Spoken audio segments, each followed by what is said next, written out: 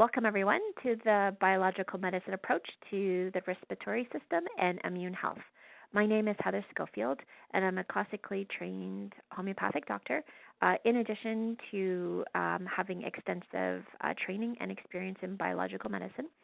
I'm the education director here at Biomed, and so I'm really excited to be able to bring this talk today in a very timely fashion about how to work with the terrain and the milieu from a biological medicine perspective to support the overall body, in addition to specifically supporting the immune system and immune health. So let's talk a little bit about biological medicine and in general about the body, the human body, and the milieu and the terrain. So the human body, it is a dynamic microenvironment, and this is something that when we're talking from a biological perspective or biological medicine perspective, these concepts never are far from how we're thinking about the body and then how we're thinking about putting protocols together for patients as well. Okay, with the human body, and the human body is a very dynamic microenvironment. When we're working from a biological medicine perspective, this is one thing that we really need to keep in the back of our minds, and actually even to the forefront of our mind, as far as the fact that we are a living ecosystem with all kinds of microorganisms and different environments and microcosmos within the body that all need to be supported. And when all of those systems are taken care of and supported in a good way, then everything in the whole should be able to work in a very self-regulated system. So microbiology has shown that there's species and families of microorganisms that respond very specifically to the ecological conditions or the environment in which they live. And so this is from an external, like in the world on Mother Earth, but it also is very much within the human body as well. Bacteria and fungus and viruses, they can thrive in a medium where other strains perish, and vice versa. So you can change things up and you can change mediums, and sometimes strains will perish and sometimes strains will also thrive. Our internal and external communities of microorganisms are introduced to daily stressors that our body generally manages through regulation. And this includes things like food and beverages and foreign substances delivered through the air, liquids and solids that come in contact with us, our gut and our respiratory system, medication and antibiotics, immune system responses, our physiological and hormonal changes that can be due to stress, toxins, disease, aging, etc. So there's a lot going on all the time. And when we have a well-functioning, healthy body, we're also in very good regulation to be able to handle all of these daily stressors. In this dynamic regulation of the different environments within the body and also the different communities of microorganisms, they're influenced by how well our vascular system is working, our homeostatic health of our connective tissue and our matrix, which is what we're really focusing on today, and then the health of our organs and our capacity to self-regulate. If all of this is working well, then we're going to be able to absorb our nutrients, we're going to be able to excrete out our wastes, and our immune system is going to be able to respond to the internal and external microbiological and molecular challenges. And so while we keep everything running well, then our immune system can respond well as well. So in a healthy state, these dynamic processes are balanced. When things get overwhelmed, then dysregulation occurs, and this sets the stage for disease to arise. And so from a biological medicine perspective, we're always thinking about how do we get back into dynamic regulation and what are the steps that we need to do it. And this is no different when we're dealing with viral, bacterial, or fungal infections as well. Okay, so biological medicine then is this practice of getting the body back into regulation, regeneration, adaptation, and self-healing. German biological medicine, it is a scientifically based system of different holistic therapies that basically address the biological terrain or the milieu to get the body back into restoration for cellular, immune, endocrine, and neurological relationships within the body. Dr. Thomas Rau, who is at the Paracelsus Clinic in Switzerland, he very much is a German or Swiss biological medicine practitioner and teaches courses so you can learn how to do it. And so what he says about biological medicine, the special point about integrated biological medicine is the disease of the organ remains in the background, in contrast to the reestablishment of the dynamic regulation condition of the whole patient. And so coming back, the disease is in the background. It's all about keeping the body in a regulative state, and then it keeps everything else in check as well. Okay, so the last kind of point to piggyback onto what Dr. Rao says is that this modality tends to take disease presentation into what its regulatory and functional blocks, and so looking at what the underlying root cause is that's creating the disease presentation in itself. Okay, so that was kind of lots of information, so we'll move now into a little bit of less kind of content in each slide. Okay, so biological medicine, the milieu. There's some different names that are very interchangeable, the milieu, the matrix, the terrain, and really what this is, it's the cumulative biological conditions and contents within the living body that make up our communication fluids and the connective and mesenchyme tissue within which the organs and the cells function. So basically, when we're talking about the milieu or the matrix or the terrain, and sometimes I interchange those terms, we're really talking about this space where all of our organs and our cells are housed. And we want our connective tissue and our mesenchyme and all the communication fluids or the fluids that are all involved in that to be flowing well. What that means is that we're keeping congestion and toxin away from the organs, away from the cells, and that the organs then will be able to function properly, but in addition to be able to detox properly. The cells will be able to detox properly. And then the information and the nutrients and the neurotransmitters and all of those things that need to get to the organs and the cells can do that, and then all the waste products are also taken away. So this is why the connective tissue and the mesenchyme are actually super integral to general overall health of the body, and then in addition to allowing the body to stay in a really well-regulated space. It doesn't take much, and it's not too complicated to get our terrain all completely congested, and that's through all kinds of different things, which we'll talk about in a little bit. Food and drugs and all kinds of other things that we take are all having a big influence on that. So then we want to do the opposite and be able to support to get the body back into that self-regulation. So then let's start talking about viruses in connection to the milieu and the terrain, and just kind of viral infections in general. I find that viruses are really interesting. Of course, bacteria and microorganisms and fungal species, they're all very interesting in themselves. We are more microorganisms in and on our bodies than we are actually physical cells. Going back to Dr. Rao, he calls us bacteria bags. And so basically our skin is holding in all kinds of the different microorganisms within the body. So one of the manifestations within this whole microcosmos are viruses. And there is a number of different types of viruses. And so just generally in viruses in general. So you've got RNA, DNA, and retro type viruses. And then there's the different viruses all go into the different categories. And so virology is the study of viruses. Viruses are found in all life forms. And so that includes plants, animals, and microorganisms, including in bacteria as well, which is, double interesting that you've got viruses inside of actual bacteria.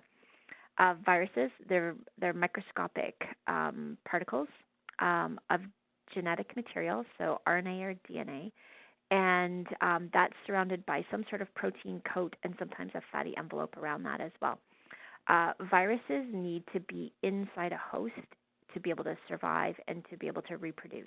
They can't do it outside on their own. And so this is where viruses and bacteria actually are very different, because bacteria doesn't need an actual host to survive, and it can reproduce or replicate on its own outside of a host, whereas viruses need a host. And so viruses have a way of getting inside the living cells of different organisms, including humans, and what they do is they insert their genetic material, or the RNA or DNA.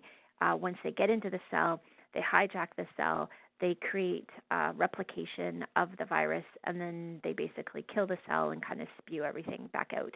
So then you've got more viral activity within the body.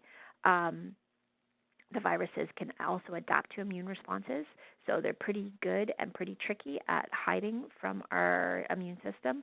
And they can be active or they can also be latent. So as we know about shingles and cold sores, they happen to be associated with viruses that hang out in the body until there's a stress response or light exposure, and then they can start to act up. Okay, and so this is just the 6 different classes of the viruses. So as I mentioned, you've got the RNA viruses, you've got the DNA viruses, and then you also have the retroviruses. And the retroviruses are able then to actually change and hijack genetic material and be able to kind of function in on their own. Actually, let's go back for a moment. This is something also interesting. So the pictures here are different images of viruses. So the one form of RNA viruses are Hep C. One form of DNA viruses is herpes virus, and then one form of the retroviruses is HIV. And as you can see, then there's also all these tags on the outside of the viruses, which is part of that protein coat that I mentioned. Okay, and so then from there, this is a really nice overall slide indicating the different viral infections that can affect the human body. And there's definitely a lot more than this. There's thousands and thousands of different viruses that have been identified. I believe that I saw this initial quote saying that by 1898 there was 5,000 viruses that had been described in detail. And at this point, there's millions of different ones. There's ones that are being discovered almost on a regular daily basis. And so viruses can, depending on the type of virus and depending on where it has an affinity within the body, it can do all kinds of different things. So you've got your common cold viruses, like your rhinoviruses. You've got viruses that affect the brain and the meninges. So, for example, measles is one of those ones. You've got viruses that affect the vocal cords, like adenoviruses. You've got viruses that affect the cardiovascular system, like Coxsackie. You've got viruses that affect the liver, like Hep A, B, C, D, and E. You've got viruses that affect the skin, like smallpox or molluscum contagiosum. You've got STD viruses like herpes and human papillomavirus and HIV. You've got the GI tract viruses causing gastroenteritis, like rotavirus or norovirus, which are common ones that are causing the stomach flu and GI kind of diarrheas. You've got viruses affecting the myelin sheath, like polio. You've got viruses that are affecting the parotid glands, like mumps. You've got viruses that affect the eyes, like cytomegalomy and herpes. And then finally, you've also got viruses that are affecting the lungs, like our typical flu-type viruses. And this is also where the category of coronavirus also falls into play as severe upper respiratory syndrome, or that's one of the things that it can cause in addition to the other types of flu-like symptoms that can be expected, or viral symptoms expected with it. Okay, so here's a pretty interesting and very well-described diagram of how a virus gets into the cell, it replicates, and then it infects the host. So you have your initial virus that is coming along to the cell.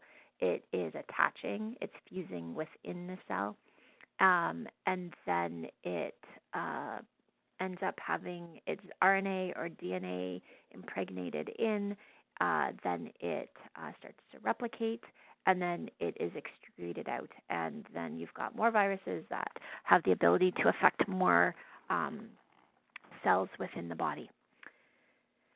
And so with that then, we also have a very strong and very intelligent immune system.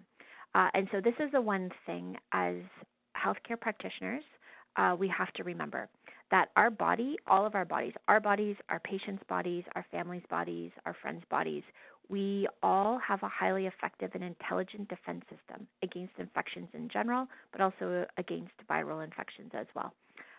And what we need to do is think about generally how do we support our immune defenses. And this comes back to the biological medicine perspective and kind of the approaches there. So understanding viral infections will allow us to understand the areas that we need to really think about when we're trying to help our patients build up their immune defenses. And so the very first component of when a virus is coming into the body is it's coming in contact with the mucous membranes. Our mucous membranes contain antibodies that can help inhibit the penetration of the viruses, so the viruses don't actually even get to the cells.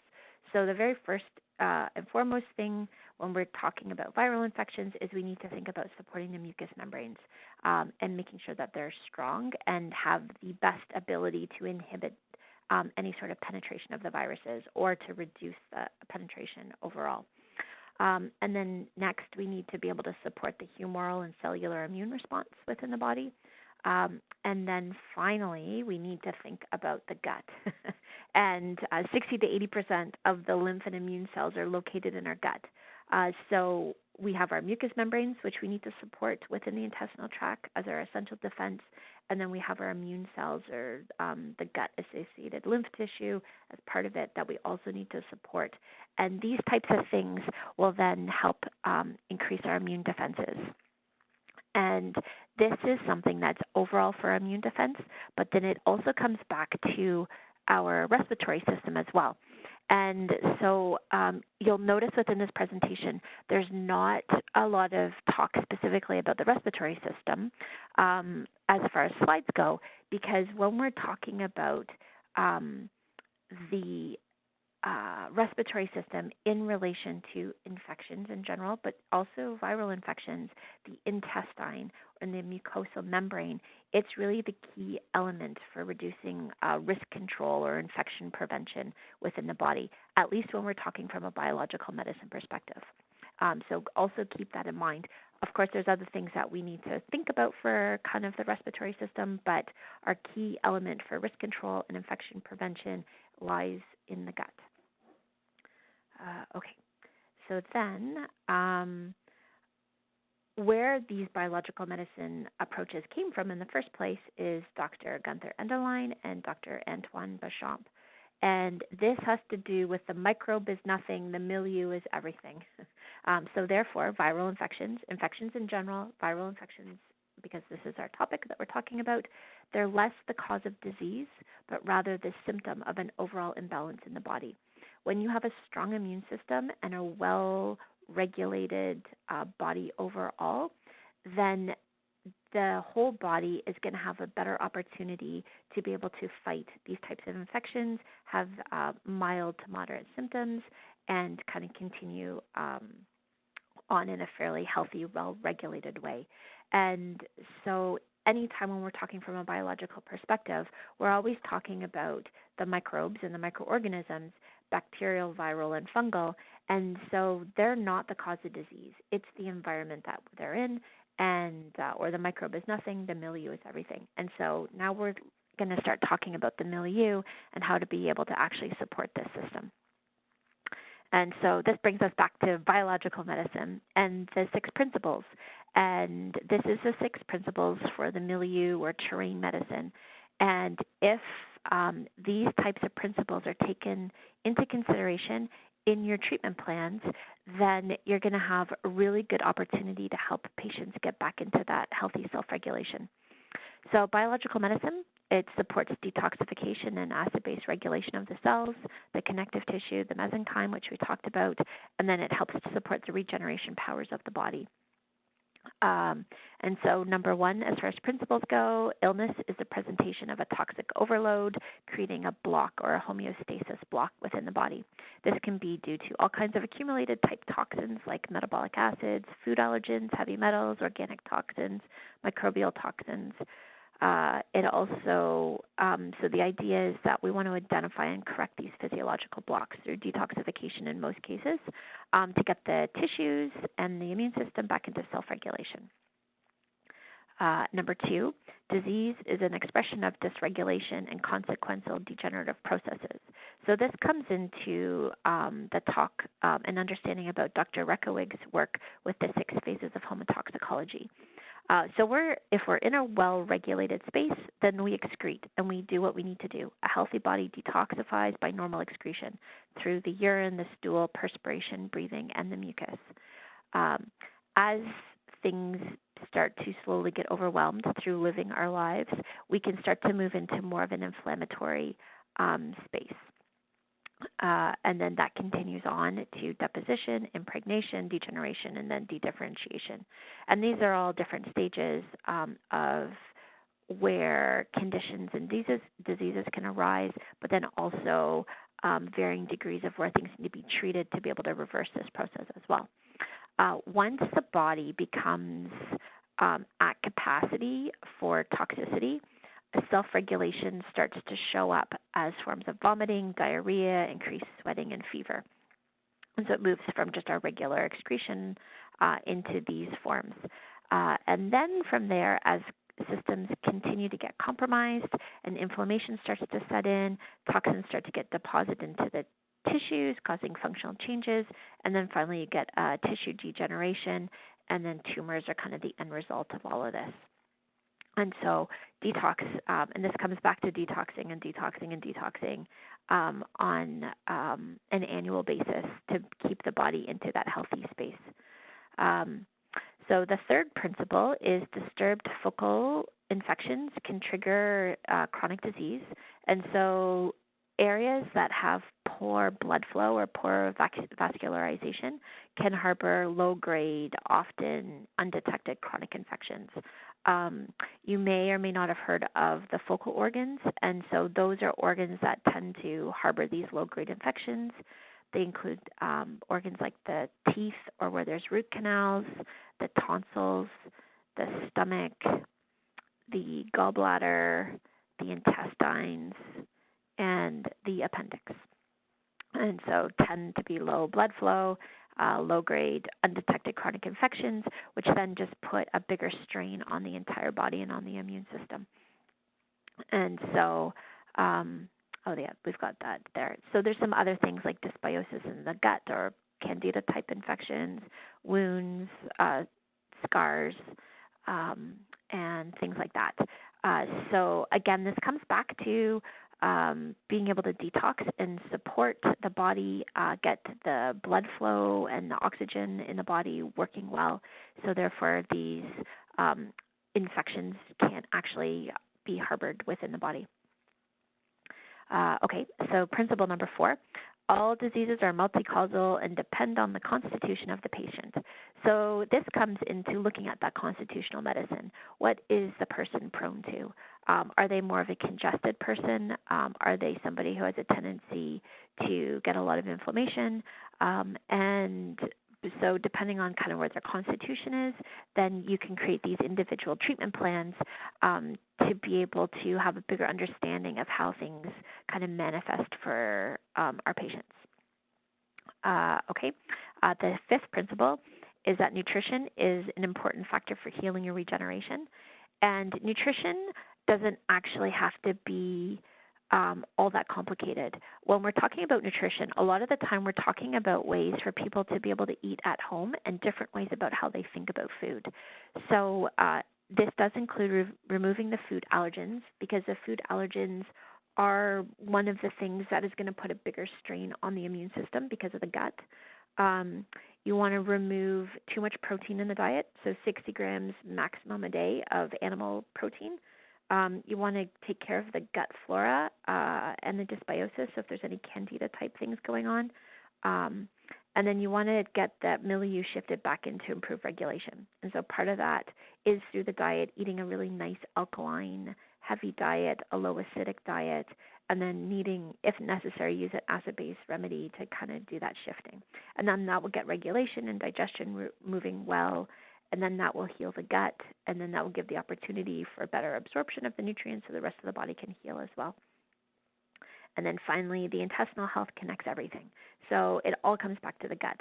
As I said not too long ago, the intestine is the key for risk control and infection prevention. And so intestinal health connects everything. We need healthy intestinal mucosa. So the mucous membranes in the gut need to be strong and healthy. We need a good microflora to keep everything else kind of in play. We need good acid-base balance because that helps to keep inflammation down, a good amount of trace elements, and we need to eliminate allergens so that we don't continuously create more inflammation and strain the system. So these are the types of things from a biological medicine perspective in these 6 different principles on the types of things to think about when putting treatment plans together. And it's not all done at the same time. If somebody's in an acute situation, an acute infection, then you're not necessarily going to start talking about the 6 phases of homotoxicology. You're going to help deal with things at that time. Remembering intestinal health is kind of the center of all, and using nutrition as one of the ways to give and empower people to be able to, take really good care of themselves. Okay, so here is another kind of graph of pulling it all together. So there's 2 really big biological medicine clinics in Switzerland, Dr. Thomas Rau's Paracelsus Clinic, and then there's also another clinic called the Alpstein Clinic in Switzerland. And Dr. Ottmeyer is one of the head clinicians at that clinic and does biological medicine as well. And so this chart came from their information when they were talking about viral infections. As a reminder, again, back to the gut, back to the terrain. And so essential and scientific factors that trigger and influence the efficiency of our immune system. Changes in the pH, so tending towards acid in many cases, oxidative stress, nitrosative stress, lack of oxygen in the system, organ weaknesses, so those are all terrain-type factors. And then the focal infections, the teeth, the sinuses, the tonsils, scars, intestinal dysbiosis, so candida or fungal infections, sometimes the pelvic organs, toxins, organic toxins, heavy metals, drugs, neurotoxins, and then you've also, so when you have all of these things, it increases, if the terrain is out of balance, if their focal organs are being strained, if there's a toxic overload in the system, then that's going to create more opportunity for more inflammation. That's going to change this whole milieu of the body and open up the body to be able to get infected by pathogens. And so these can be, of course, viral infections, bacteria, mold, fungus, parasites. And so this comes back to what I've said, and I'm going to say it again, that the intestine and the milieu are really the key element of risk control and infection prevention. Biological medicine, understanding that the milieu is everything, that the microbe is nothing. By treating on this level, then you're going to be able to help people to really deal with those infections in such a better way, and the immune system can be able to support them and get rid of them. Okay, so then the last thing to just talk about are the actual immune organs, and then be able to have some ideas about what we need to do. So with the immune organs then, this is where I think in treatment a lot of times when we're working with our patients, there's a lot of things that we do, depending on the type of practitioner you are and the type of modalities that you work with, and depending on your education background and kind of what you learned about treating. One thing, and I know a lot of us know a lot about treating the gut, but there's a part that's not talked about a lot, and that's about the immune organs in general. And so whenever we're dealing with supporting the immune system, and including from a biological medicine perspective, we have to think about the immune organs, and we have to put some consideration into that in addition to working with the gut. If you work with the gut and then you add in some immune support, then in a lot of ways, no matter what the client that you're working with is dealing with, you're going to be able to get a lot of good health movement for them.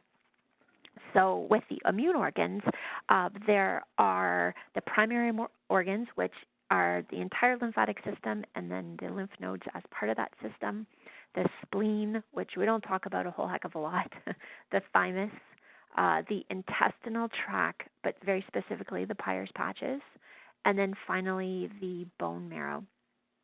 And then the secondary organs are the tonsils, the appendix, and then within that, the stellate or fat cells that are within the liver. And these are the cells that get attacked potentially by viruses, and vitamin A is what's stored there, so it can really deplete our vitamin A stores within the body. And so, for example, going back to hepatitis as a virus, that's one of the things that it actually affects in the liver and creates some issues there. So it doesn't necessarily mean that we can kind of address all of these organs. The bone marrow and the appendix specifically, as far as treatment goes, that's a pretty specialized thing. And just in the general complementary alternative world, we don't necessarily have stuff for that. But we have stuff to support the lymph system, the spleen, the thymus, and definitely the intestine, including the Peyer's patches. And then also we have great success to be able to support the liver. And then as a side, there's some actually really cool things we can do with the tonsils, which I'll talk about also in just a few minutes. Okay, so these are the things from a biological medicine perspective to consider for overall immune and respiratory support. And so let's go through these kind of in general, and then I've got some slides with some actual recommendations within that. And then, as I mentioned, I will be sending a follow-up email, so I'll have some more protocol-based stuff within that actual email for you as well. And then if you have questions about any of it, you're, of course, always welcome to email me or give me a call, and we can chat further about it. Okay, so these are things to support the immune organs and things to consider overall for immune and respiratory health from a biological medicine perspective. You've got your milieu and cellular support, and this includes acid-base balance, using organic acids and intracellular support, essential fatty acids, and this is to keep the cells strong, and from a viral perspective, to help to keep the cells strong to be able to defend against viruses invading in the first place. The fatty acids are also really important for the mucous membranes, to keep them strong as our first line of defense, generally against viruses. Essential amino acids, again, for kind of keeping cellular health integral through defense. Drainage and detox, infrared saunas, using different therapies to increase oxygenation within the system, including ozone therapy, regenerative and restorative diets, orthomolecular support, and then there's also some amazing herbs that can be used for respiratory support in addition to antiviral properties as well. And then the immune organs, to be able to support them in a general way, looking at the lymphatic system and the lymph nodes, the spleen, the thymus, the restoration of the intestinal mucosal membranes, the Peyer's patches, the tonsils, and then these stellate cells in the liver. Okay, I want to digress for one moment and just talk about acid-base imbalance, because it's a really big foundational piece when we're dealing with biological medicine. And so this is something that we should be considering to do with almost all of our patients, or at least testing to see if they are acidic in the first place.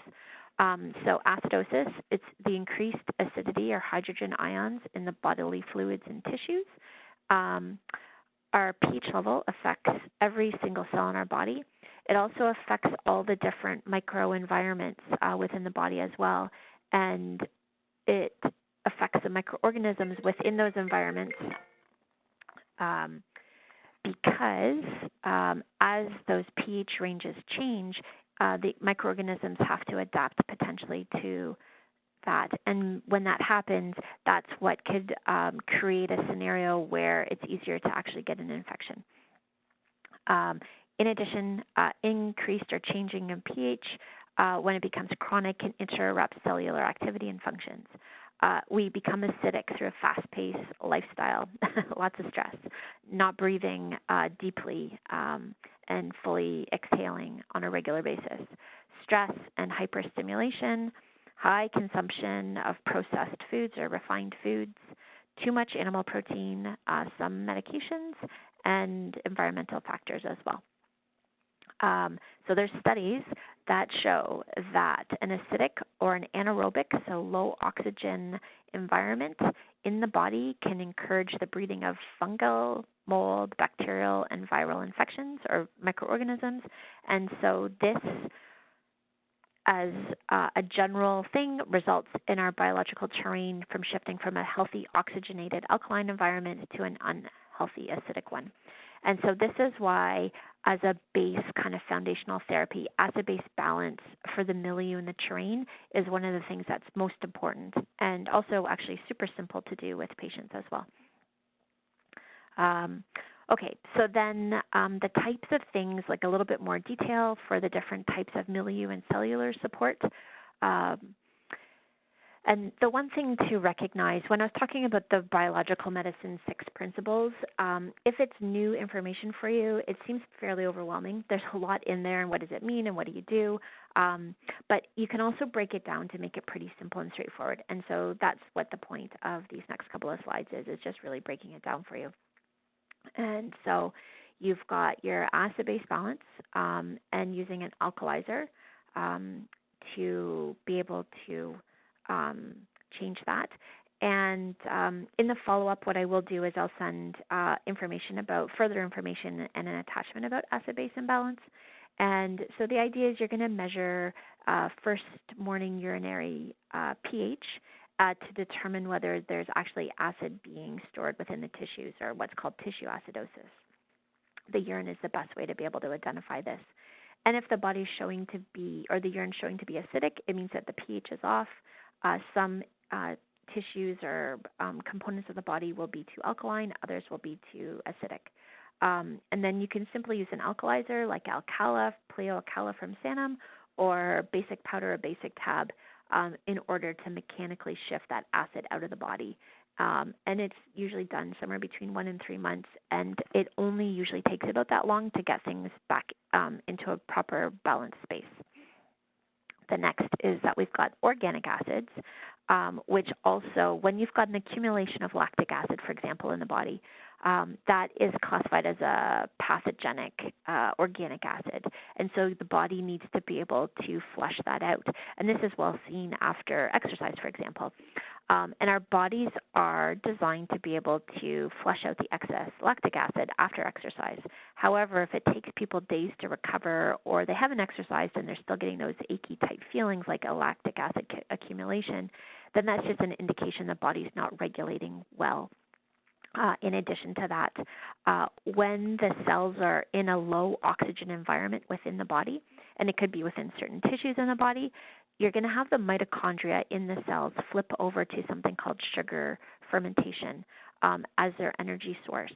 Sugar fermentation then creates D negative or pathogenic lactic acid as a byproduct, which is going to further congest everything and throw things even more out of balance within the connective tissue and the milieu. And so using an organic acid, pleosanavis, which is L-positive lactic acid, it will actually help to flush that D-negative lactic acid out of the body, get things less congested in the milieu and the matrix, and therefore allow better kind of flow and regulation within that. In addition, it's not one of the things that's well known in Canada and the United States, but definitely more in Europe.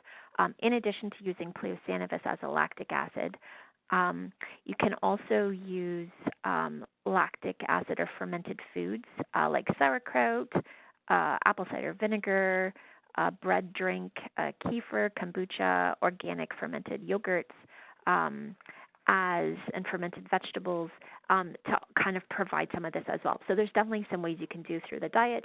Pleosanavis will allow you to do it quickly.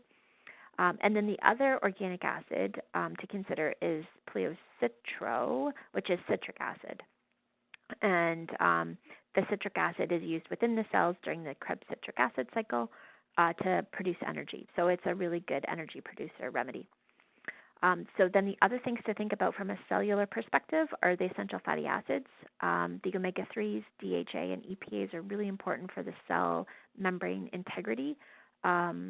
And that also helps keep electrical potential within the body really strong. It helps with making sure that things aren't oxidizing and or lipid peroxidation, and generally holding the cells nice and strong and healthy within the body, which can then help create a barrier towards getting infections. Our astacryl is an omega-3 with DHA and EPA. It's a krill oil with added astaxanthin, so this could be an alternative to fish oil opportunity for good essential fatty acids. Also, there's some specific amino acids that are also really important for cellular support, and those amino acids include lysine, arginine, ornithine, and methionine. And those chlorella, so chlorella, if you didn't know, actually contains all the essential amino acids. And so chlorella is a good source, in addition as a detoxer and as a binder and as an algae source, also has these essential amino acids. So it's kind of, I feel like chlorella is a 3 or a 4 or a 10 for 1 kind of product.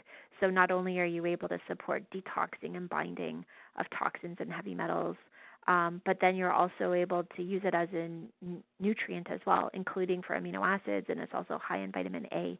And it's a bit of this like superfood, and it deserves the superfood category as well. So it's something to kind of add in as a general thing for all of our clients and patients. Another way to support the milieu is drainage and detox. The Nessman Detox Kit that we have is great for the lymph, kidney, and liver drainage and detoxification, which is also opening up the drainage pathways so that you're clearing things. One thing when we're talking about drainage and detox is that if you've got a toilet bowl that's completely full and clogged and you're flushing it in and nothing's going down, then you can't continue to add more waste to the toilet because it's going to overflow.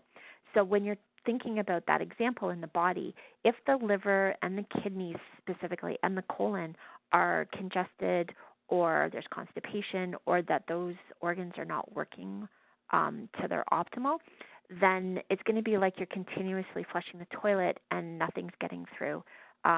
And everything backlogs, and then people can get really reactive and more symptomatic and more skin type things. So opening up those major detox emunctories is really beneficial overall to then allowing the cells and the intercellular spaces and the extracellular spaces and the connective tissue and the mesenchyme and the matrix and the milieu to be able to drain much more thoroughly. Infrared saunas are a great way for the detox process to happen. Oxygenation and ozone therapy is another option. The regenerative and restorative diet is something that I find is really great for all clients and patients to be able to use because it's something that they're in control of. It's something that they can do at home. And so the idea is you reduce acidic foods, you increase alkaline foods, increase lots of cooked vegetables and fruits, limit red meat and animal protein to 60 grams per day or less, include fermented foods if people can handle them, no cow dairy at all because it's very congestive and often is very allergenic, reduce sugars. Sugars do actually shut down the immune system, and so eating sugar is not great if you're trying to work on immune health. And then finally, probiotics, supporting the healthy microorganisms already in the gut through food, and then, of course, taking them. And then there's some herbals for respiratory support, which I'm going to talk about in just a moment. Okay, so then here's some specifics on the immune organ support and some orthomolecular support, and then some herbal support as well. And so the idea with this, when we're talking about immune support and biological medicine, it doesn't mean to give all of these things. And it doesn't necessarily mean to be doing everything that we just talked about as far as the milieu and cellular support. A lot of the time it's putting things into place. So you start off with the diet. You can start off with acid-base balance and maybe some organic acids. Starting off with some basic nutrition like essential fatty acids, which also can be done through the diet in order to start supporting those really strong pathways. Maybe considering doing a drainage and detox at that time, or maybe doing the acid-base balance is enough for a client, and so you would add in that later on down the road. If they're immune susceptible and you need to start building their immune system up as a general thing for healthy, robust people, for other people that are a little bit more immune sensitive or immune compromised, people with autoimmune type things, these are areas where you also want to start thinking about building them up. If somebody's on an immunosuppressant drug, this would be a category where you would probably not do these types of things. Or you'd have to be very careful about what you're picking and choosing to consider for those patients. And so coming back to our immune organs, lymphatic drainage, manual drainage, drainage in the shower, lymphatic massage, those are all things that are really great just as a general kind of regular thing to incorporate into life. And then additional lymphatic support, we have Lymphodrop, which is our primary lymphatic drainage remedy, and then LAPA, which is a secondary one. You can support the spleen, which is essential for the lymphatic system. And we have a remedy called Pleopin from the Sanum line, which is a spleen and liver support formula. With the thymus, so the thymus gland is really important to be able to support because it stimulates the thymus and it helps expedite the maturation of the T lymphocytes in the body. And so thymus glandular, in kids typically, their thymus glands are large and very active. As we age, it decreases, so using some thymus support can be great for immune support as well. We have in our Sanum line Pleothyme, and then in our new formula Immunoplex, there's also lymphatic herbal remedies and thymus glandular in there as well. For the intestinal mucosal restoration, that can be done through food, through probiotics, through fermented foods.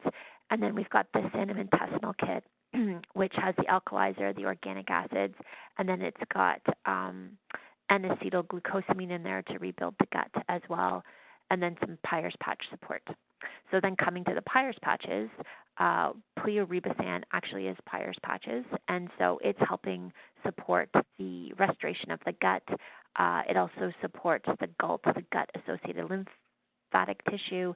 So that means that the Peyer's patches with Pleoribasan is not only helping to rebuild the gut, but it's supporting the lymphatic system, and it's also supporting the immune system as well. So it's a very ideal gut immune formula. With the tonsils, if there's a lot of tonsil things going on, you can actually open up the capsules of Ribasan and pour it directly onto the tonsils. And then to support the liver through those stellate cells, Haberplex is a liver regenerated formula, and vitamin A would be something also to consider. And then just general immune support, especially during these times, and also kind of just immune respiratory. The types of orthomolecular support to be considering is vitamin C, minimum 2,000 milligrams a day. Vitamin C is really important to reduce inflammation, to support the immune system, to support the white blood cells, and is really integral during times of actual infection. And so in actual active infections, you can increase vitamin C up to bowel tolerance. We have C-Boost, the right C and ester C as options through Biomed for vitamin C. Vitamin D, 1,000 units, international units minimum a day. That is the label recommendation. What I've been seeing coming from practitioners in different clinics and quite a few medical doctors that are my mentors that I follow kind of on a global perspective are talking of going up to 10,000 international units a day. This is something that, as far as Biomed goes, I'm not going to specifically recommend that, but it's something that I have read as being recommended. We do have the MK7D3 drops, which is vitamin D3 and vitamin K as well in MK7 form. Selenium and zinc are two other orthomolecular supports. Selenium 200 micrograms daily. We have a standard remedy called pleoselene, which is a selenium in a 4X, which means that it's a cellular selenium. And then zinc is the same. It's a cellular zinc in a 4X. So 10 to 30 milligrams daily is recommended. And then the last two things, we already talked about the essential amino acids with chlorella, and chlorella is typically recommended at 2,000 milligrams a day, which is usually about 10 tablets. And then finally, the essential amino acids for the cell wall membrane integrity and supporting mucous membranes, acetylkryl, which is a krill oil with the omega-3s, EPA, and DHA. And then finally, just to add in about the respiratory system. So as I mentioned during the presentation, from a biological perspective, working on the milieu and the terrain in self-regulation are the things that are the most important to support the entire body, including the respiratory system and the immune system. And so there's not always very specific things for different organ systems because it's a very global effect within the body. However, to do some just general respiratory support and things to consider, we do have Bronca, which is a bronchial dilator herbal formula from Nussman, which is a really great one to increase blood flow to the lung tissue, increase drainage and detox, increase oxygenation into the lungs, and then also kind of opens the airways up as well. We also have BioBoost, which is a homeopathic echinacea and kind of non-specific humoral support formula for just general immune support.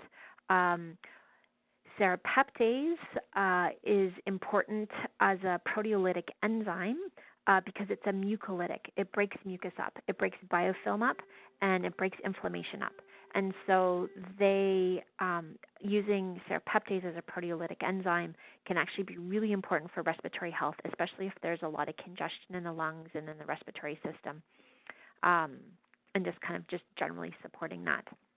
And again, it's another recommendation that I've just recently read. Proteolytic enzymes are an important time right now for viral infections. And then finally, we have Hydrastis nasal spray, which is working up in the sinuses and the nasal passages. It does have some different botanicals in there. It is a homeopathic, but in low potency, so it works very much like a botanical. The Hydrastis specifically is antiviral, antibacterial, anti-inflammatory, and kind of can help with the biofilm as well. So those would be different things to be considering. And then, with all of that said, as I mentioned, I will put out a specific email as a follow-up just with some specific recommendations and a protocol. And so then, with that said, thank you for joining our webinar tonight, or actually not tonight. Thank you for joining our webinar on the biological medicine approach to the respiratory and immune health. If you have any questions, please feel free to type them into the Q&A section, or if you type them into the chat room, make sure that you put them to all participants so I can see it. There is a question that came through just a little bit ago, so I would like to answer that for you, Sue. So as far as EMFs as an environment factor to cause pH dysregulation, yes. EMFs can do a lot of disruption within the body, and fundamentally a lot of what happens is it creates an opportunity for the cells to not communicate as well. And so, yes, it would add in an additional factor that could cause the pH to go out of balance. It also potentially can cause factors where it's changing the environment within the body, and so the body's not able to handle the different types of bacterial or viral type infections as well. And so there can be some connections with that. So the best advice is to try to make sure the cell phone is not against your ear when you're talking. If you're able to have some sort of master cutoff switch to give your body and your immune system a break during the night, that would be great as well. That's, of course, then a whole other topic as well that we can get into. Um, okay, so then I've got a couple of questions here. So, Rhonda, you are so very welcome. Thanks for joining us today. Um, and Monica, yes, I can, as far as more intense courses on this subject, we do have a recording for biological medicine and Sanum isopathic therapy available. I'm going to be putting a course together for biological medicine and gut health specifically in the upcoming weeks. And I'm also really happy to do some one-on-one training with you if that's something that would be helpful as well. Okay, Sheila, thanks for joining us. And for serrapeptase, what it would depend.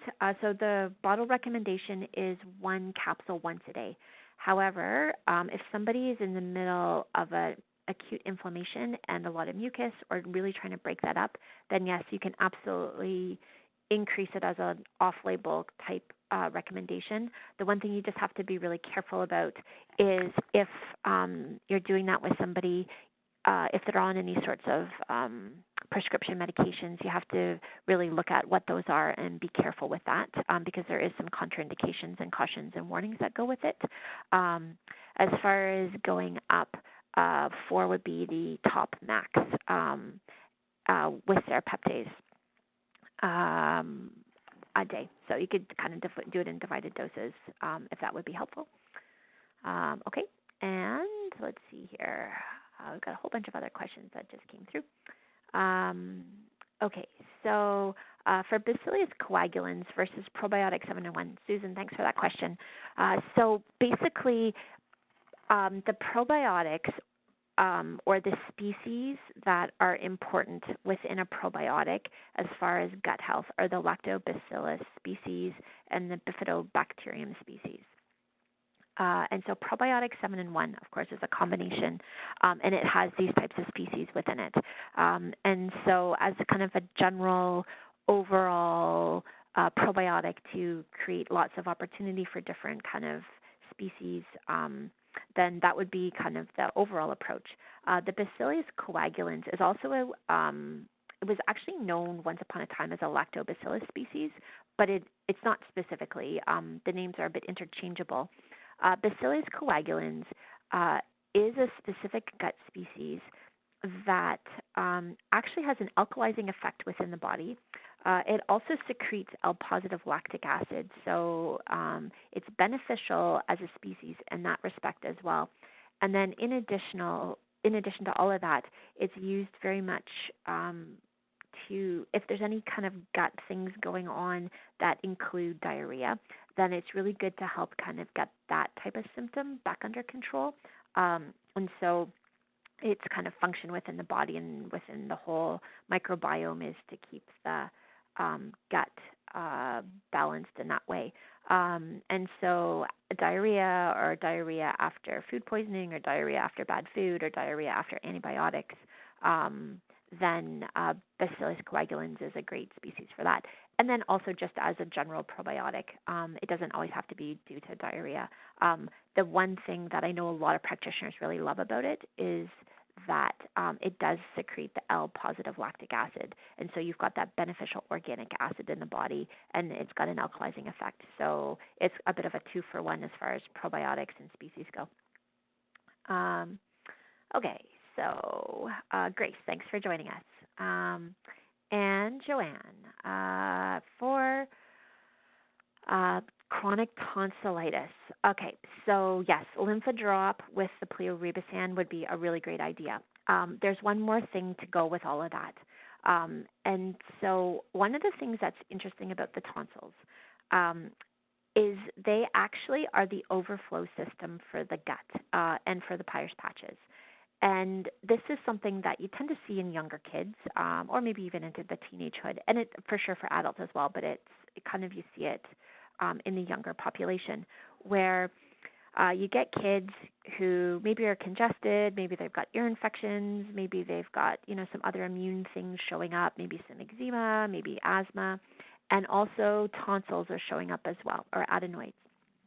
And a lot of the time, the tonsils are working as that overflow system for the actual gut, which then means if the tonsils are starting to show up and having infections, acute and or chronic, it really means that the gut is being overwhelmed from an immune capacity.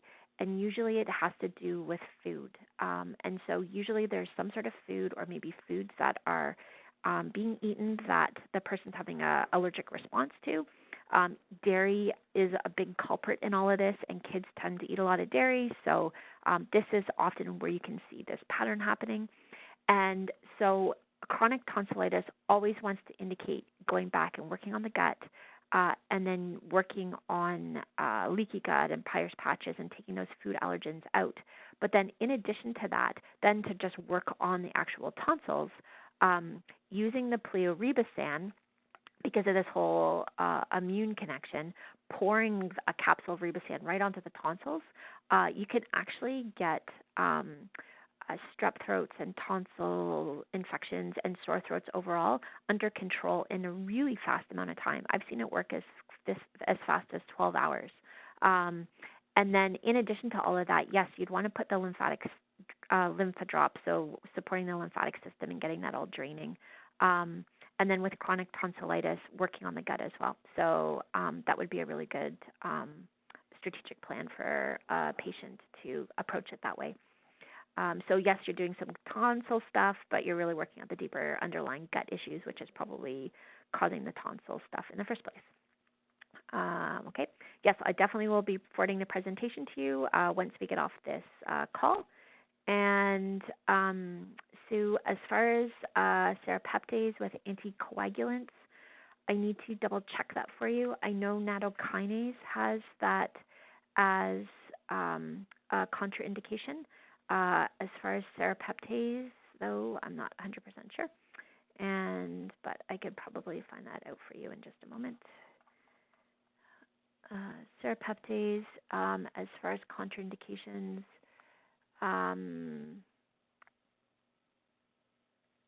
yes, anticoagulant blood thinner is part of the actual cautions and warnings.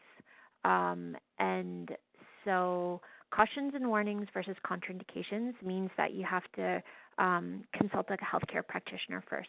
And so that's one of the things that is up to the practitioner as to if it's going to be relevant or not for that actual patient. But definitely if it's something that you do consider doing, I wouldn't do more than one capsule once a day.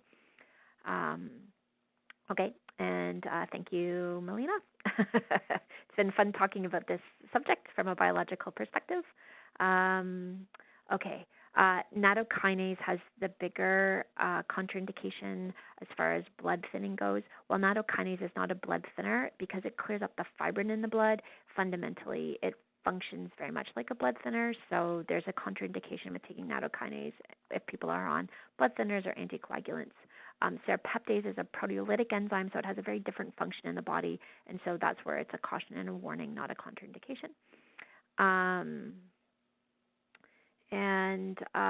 Susan, something is good against candida, I'm sure, but I'm not sure in this reference what you're referring to. Serrapeptase can be great for candida because it breaks up biofilm, and candida can get all caught up in the intestinal biofilm.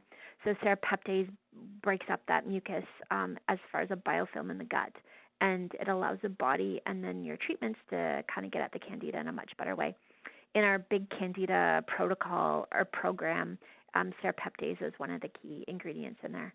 So, okay, and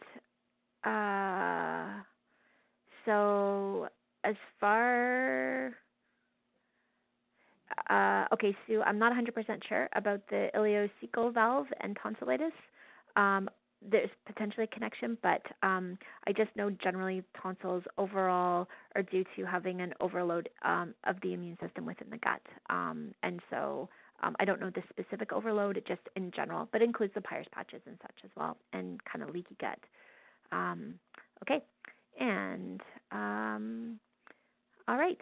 And so, Bacillus coagulans and candida, yeah, for sure, because all the probiotics, so Susan, back to the candida and Bacillus coagulans, yes, there's a connection because Candida loves to have a big party in the body when our microbiome can be compromised or shifted. And so the better we can hold a strong microbiome, the better then the Candida is kept at bay into its physiological symbiotic low numbers to do the job it needs to do.